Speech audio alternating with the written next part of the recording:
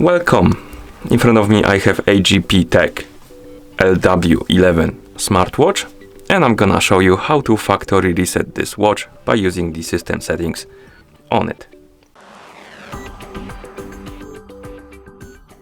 Before we start, if you want to factory reset your watch, make sure that the battery level on your watch is at least above 30%, because if the battery dies during the resetting process, it might damage your device. Okay, now let's continue. First thing you will need to do is to wake up the screen on your watch or turn it on. If you need to turn it on, press and hold the side button, and if you need to wake up the screen on it, press the side button. After you turn on the watch or wake up the screen on it, you can swipe right on the screen to open the menu. Then you can scroll down through the menu, find the settings icon and tap on it. In settings, we can scroll down, find the option called the system and tap on it. And here we have the option called reset. Tap on it, tap on the check mark to confirm, and start the resetting process.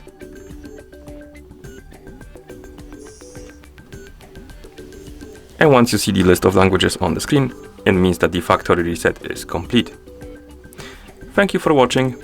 If you found this video helpful, please consider subscribing to our channel and leaving the like on the video.